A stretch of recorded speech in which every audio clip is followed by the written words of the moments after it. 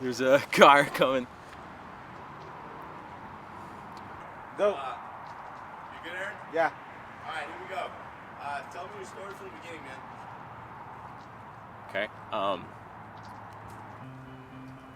So my story starts when I was pretty young. I grew up in the church, but with that being said, I had this idea, this very preconceived notion of who God really was, to me at least, and I never really thought too much about it. You know, I was kind of born into a religion, and it was my second year of college when that idea of God was really challenged when one morning I got a phone call from my mother, and it was really early in the morning.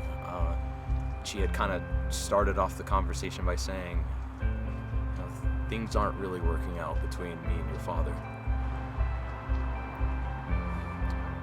And I really didn't know what to say. I didn't have any words. I just kind of said, okay.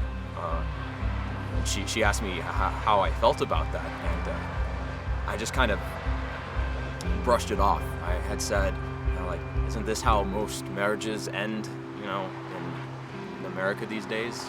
Most people get divorced anyways, right? So it's okay, I guess, and I just kind of let that be that. And I never really talked about it or had any kind of opinion about it until I just let it eat me up inside. It wasn't until a year later when the court date came where they finally split up, and after that my life kind of got turned completely upside down. Through this time I suffered from anxiety. For the next 2 years of my life, anxiety and depression kind of had this grasp on my life. It totally controlled me, really, and I knew that there was something greater than this problem, and at that time is kind of when God said, hey, I'm greater than sin. I'm greater than your greatest struggle. That there was nothing that could not be conquered by Jesus Christ, and that really challenged me to critically look at who God was and who Jesus was and what he did for me. That was so much greater than just what I believed as a kid, that God was just kind of this out of reach character that he's always there, but I just couldn't really know who he was. And God directly reached down towards me and said, you know what, hey, you can know who I am, and I want you to be my child. I want you to be my son.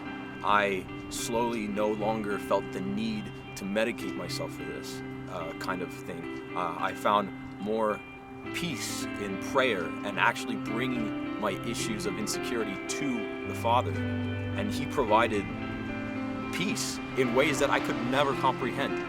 I had been opened up to TFC when I moved down to the valley, and I had an opportunity to strengthen my testimony by serving in children's ministry there. I got to meet a lot of really wonderful people, and TFC has been monumental in my walk in Christ. It's been a really long road. I in no way am a perfect person, but through the sacrifice that Jesus Christ has made to bear the weight of my sins on his back and to give me new life through faith in him is a gift that I could never imagine of repaying ever. And that's grace, and that's why it's beautiful, and that's why there's a need for Jesus Christ.